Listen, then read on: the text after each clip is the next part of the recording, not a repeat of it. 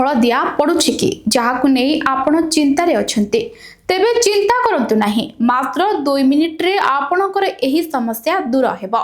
दर्शक बंधु समस्ते चाहती कि सुंदर एवं धड़ा दांत कहीं आम दांत आमर सुंदर को द्विगुणित करिथाय किंतु किछि समस्या पाई आम दांत हलदिया देखा जाइथाय।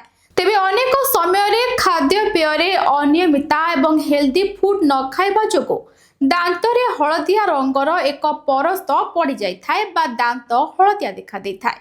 वर्धित बयस एवं मेडिसिन जोगु मध्य बेले बेले दांत हलदिया देखा देइथाय। तेबे आसंतु जानिबा किभली भाबरे ही हलदिया दांत को धला करिबा ता उपाय विषय रे।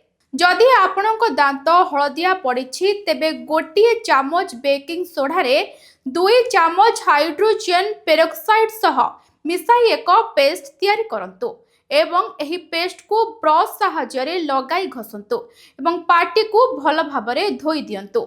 द्वितीय रे बेकिंग सोडा सहित लेंबू रस को मिसाई सेही भली आउ एक पेस्ट तैयारी करंतु। एही पेस्ट को ब्रश सहायरे सेही भली ब्रश करंतु। तृतीय रे आसीबो नढ़िया तेल।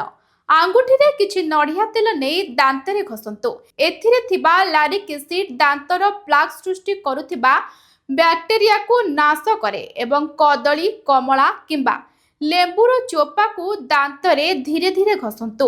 एही चोपारे साइट्रिक एसिड थाए जहा दांत को सफा करिबा सह धड़ा रखे। जदि आपणक ठारे एही बळी समस्या देखा देउछि तेबे एही सबु उपाय आपण करी आपणक दांत को धड़ा एवं सुस्थ रखि परिबे। एभली अधिक इन्फॉर्मेशन पई हम चैनल को सब्सक्राइब करंतु।